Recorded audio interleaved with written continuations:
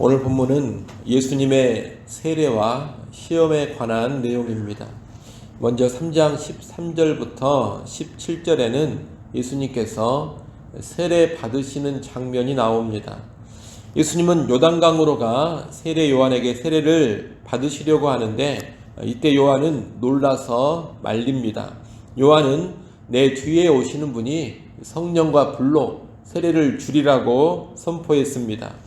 그분이 바로 예수님이십니다. 그런데 그 예수님이 요한 자신에게 와서 세례를 받겠다고 하니 놀라서 말리는 겁니다. 더욱이 요한이 주는 세례는 죄인들이 자기 죄를 회개하며 받는 세례였습니다.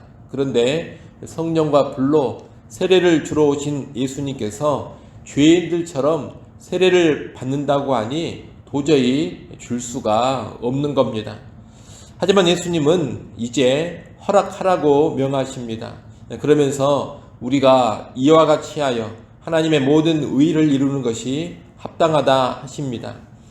여기서 말하는 하나님의 의란 언약의 신실하신 하나님의 구원 계획을 뜻하는 겁니다. 하나님의 구원 계획을 이루기 위해서 이런 세례 받음이 필요하다는 겁니다. 그렇다면 예수님이 세례를 받으신 것은 무슨 의미이겠습니까? 예수님이 세례를 받으신 것은 예수님께서 죄인들과 자신을 동일시 하시는 겁니다. 예수님은 죄인들을 대신해 죄값을 치르심으로 죄인들을 구원하기 위해 이 땅에 오셨습니다. 이를 위해 예수님께서 죄인이 되어 죄인의 자리에 서는 것이 필요합니다. 다시 말해 죄인들과 동일시 되는 것이 필요합니다. 예수님이 받으신 세례는 바로 그것을 의미합니다. 예수님은 죄가 하나도 없으신 분이시지만 스스로 죄인과 동일하게 되신 겁니다. 예수님은 이제 죄인들의 대표로 하나님 앞에 서서 죄인 아닌 자로서 죄인을 대신하여 죽으실 것입니다. 그것이 하나님의 구원 계획인데 그 하나님의 뜻을 이루기 위해 세례 요한에게 물 세례를 받으신 겁니다. 예수님이 세례를 받고 물에서 올라오자 하늘이 열리고 하나님의 성령이 비둘기처럼 예수님께 내려왔습니다. 이것은 성령의 임재를 보여주는 것인데 이 성령의 임재로부터 예수님의 공생의 사역이 시작됩니다. 이 성령의 임재는 예수님의 인성의 측면에서 이해해야 합니다. 완전한 사람이신 예수님은 이 성령의 능력과 성령의 도우심을 힘입어서 하나님의 뜻을 이 땅에서 이루어 가시는 겁니다. 아울러 성령께서 비둘기같이 임재하셨다는 것은 노아 홍수 후의 장면을 떠올리게 해줍니다. 창세기 8장에 보면 홍수 후에 펼쳐진 새로운 시대를 여는데 비둘기가 등장합니다. 그처럼 이제 성령이 임하신 예수님의 사역을 통해 새로운 구원의 시대, 은혜의 시대가 열리게 되는 것입니다. 이러한 의미를 가진 성령의 임재가 있을 때 하늘에서 소리가 들렸습니다. 3장 17절 말씀을 한번 보십시오. 3장 17절 말씀을 같이 한번 읽겠습니다. 함께 읽습니다. 하늘로부터 소리가 있어 말씀하시되 이는 내 사랑하는 아들이요 내 기뻐하는 자라 하시니라. 아멘. 이 말씀은 구약의 시편 2편 7절과 이사야 42장 1절 말씀이 결합된 겁니다. 시편 2편에 보면 하나님은 구약의 왕을 향해서 내 사랑하는 아들 이렇게 부르십니다. 그리고 이사야 42장에 보면 하나님은 순종하는 자신의 종을 향해서 내 기뻐하는 자 이렇게 부르십니다. 그런데 지금 예수님을 향해 왕적인 호칭인 내 사랑하는 아들과 순종하는 종에 대한 호칭인 내 기뻐하는 자가 함께 쓰이고 있습니다. 이것은 예수님께서 왕이시지만 순종하는 종으로 그 왕의 역할을 수행할 것을 의미합니다. 하나님의 아들이신 예수님, 왕이신 예수님은 순종하는 종의 태도로 하나님의 구원 계획을 이루시는 겁니다. 그 계획은 앞서 말씀드린 대로 죄인들을 대신하여 죽는 것입니다.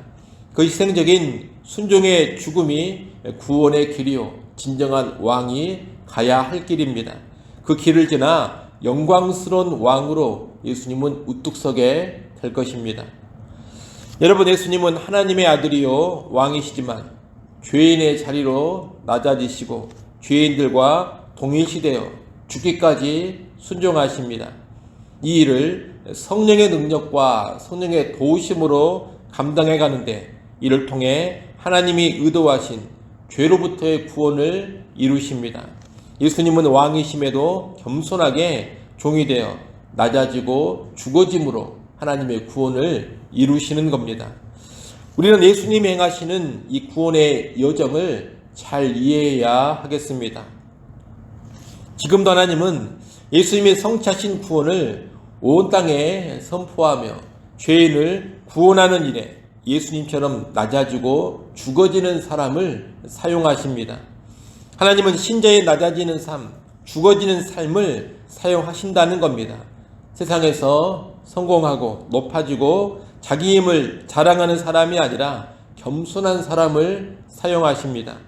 이 낮아지고 죽어지는 삶, 겸손한 삶은 쉽지 않습니다.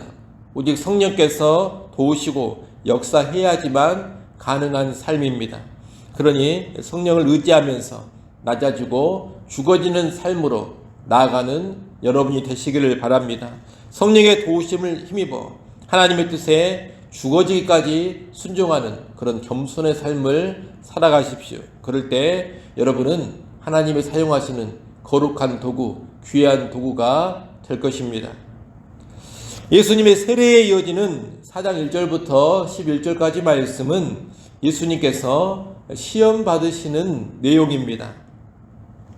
예수님은 성령에게 이끌려 광야로 가서 마귀에게 시험을 받으시고 승리하십니다.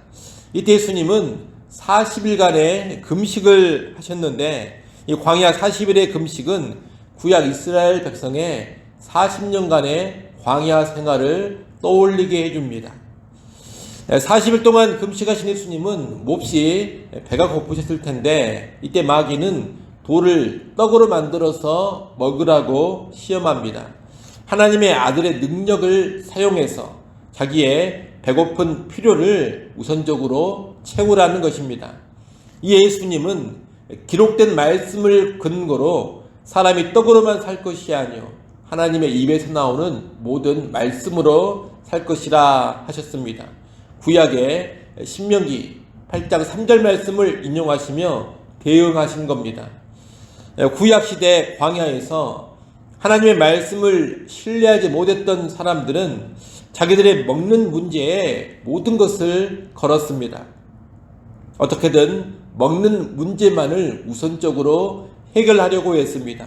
그래야지만 자기들이 살 수 있다 생각한 것입니다. 그래서 먹을 것이 없으면 불평하고 원망했고 만나를 주실 때도 하나님을 신뢰하지 못하고 다음날 먹을 것을 미리 저장해 두려고 했습니다.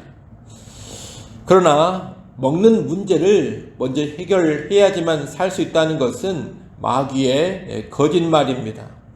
생사의 주권은 누구에게 달려있느냐? 우리의 준비에 달린 게 아닙니다. 하나님께 달려 있습니다. 이 하나님의 말씀에 순종하면 하나님께서 생존을 책임져 주십니다. 그래서 정말로 제대로 사는 길은 떡이 아니라 말씀에 달려 있는 겁니다.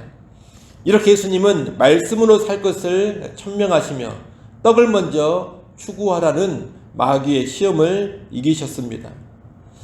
예수님께서 이 첫 번째 시험에 기록된 말씀으로 대응을 하시자 두 번째 시험에서는 마귀도 기록된 말씀을 들고 나옵니다. 사탄은 네가 하나님의 아들이라면 성전 꼭대기에서 뛰어내려 보라고 합니다.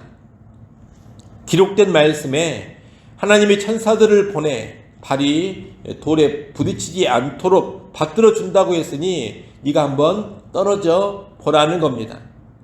이 예수님은 주 너의 하나님을 시험하지 말라는 신명기 6장 16절 말씀을 인용하십니다. 하나님의 말씀대로 되는지 안 되는지 하나님을 시험하는 그런 일을 해서는 안 된다는 겁니다. 여호와 하나님은 절대적인 신뢰의 대상이고 그분의 말씀은 절대적인 순종의 대상입니다. 한번 시험해보는 그런 대상이 아닌 겁니다. 그러니 하나님이나 그분의 말씀을 시험해보기 위해서 이리저리 쑤셔보는 것은 합당한 신자의 모습이 아닌 겁니다. 예수님은 이렇게 하나님과 말씀은 시험의 대상이 아니라 절대적인 신뢰와 순종의 대상이라는 것을 천명하면서 두 번째 시험을 이기십니다. 그러자 마귀는 이제 예수님을 지극히 높은 산으로 데리고 가서 천하 만국과 그 영광을 보여주며 자기에게 엎드려 경배하면 이 모든 것을 다 주겠다고 합니다.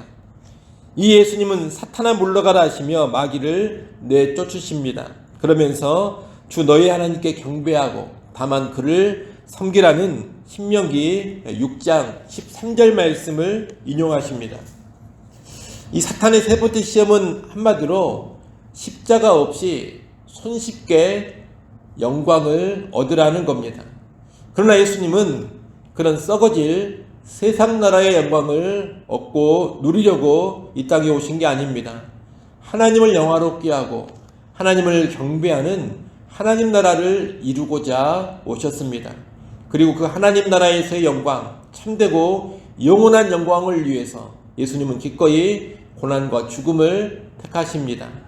예수님은 이 세상에서 고난과 죽음이 오더라도 오직 하나님만을 경배하고 섬기는 길로 나아가실 겁니다.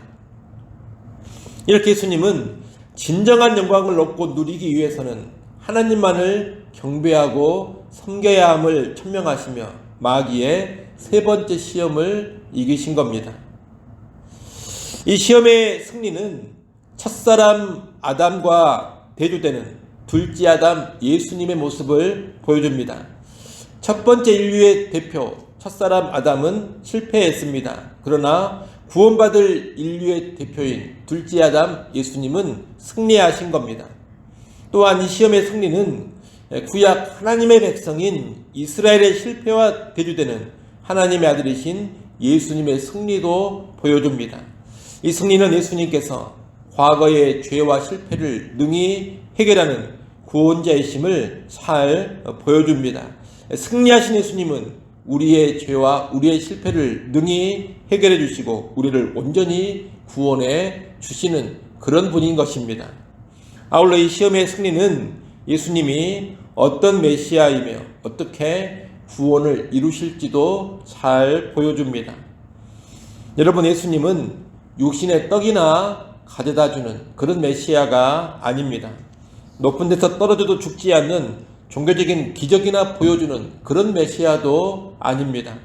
세상 영광이나 권력을 주름잡고 그것을 누리게 해주는 그런 메시아도 아닙니다.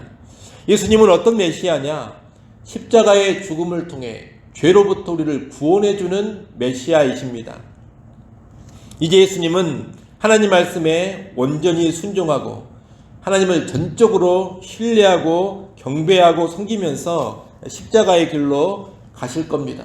그 십자가의 삶을 통해 온전한 구원을 이루시는 겁니다. 우리는 예수님이 바로 이런 메시아라는 것을 알고 이런 예수님을 온전히 믿고 따라야 하겠습니다. 여러분, 십자가를 통해 죄로부터 구원해주는 메시아 예수님을 구주로 믿으십시오. 세상의 떡, 종교적인 기적, 세상의 영광을 누리기 위해서가 아니라 죄로부터 구원받고 영원한 하나님 나라의 영생을 위해서 예수님을 구주로 믿기 바랍니다. 그리고 승리하신 예수님처럼 떡보다 말씀으로 이 땅을 살고자 하시고 하나님을 시험하기보다 신뢰하며 살고자 하시고 썩어질 영광을 위해서 거짓 신들을 섬기지 마시고 영원한 영광을 위해 하나님만 경배하고 섬기는 그런 삶을 살아가십시오. 그렇게 살아갈 때 하나님의 기쁨이 될 것입니다. 기도하겠습니다. 하나님 아버지, 예수님께서 세례를 받으시는 장면과 시험받고 승리하시는 장면을 보았습니다.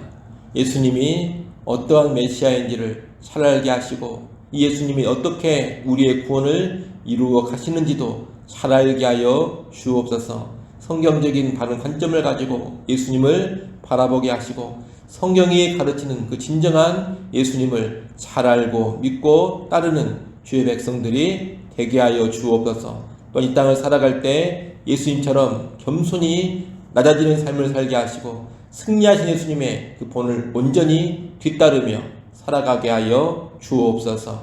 하나님, 이 시간 하나님께 나와 기도합니다. 주의 백성들을 긍휼히 여기시고 때를 따라 돕는 은혜를 허락하여 주옵소서. 주일입니다. 모든 성도들 기쁨으로 나와 영광스럽게 예배케 하여 주옵소서. 우리 예배에 성삼위의 하나님 임재하사 영광 받으시고 하늘문을 여시고 신령한 은혜를 허락하여 주옵소서. 모든 예배위원들 성령으로 충만케 하시고 유치부, 유초등부, 중고등부, 청년 모임도 은혜가 충만하며 교회 다음 세대가 더욱더 견고하게 세워져 가게 하여 주옵소서. 예수님의 이름으로 기도드리옵나이다. 아멘. 하늘에 계신 우리 아버지,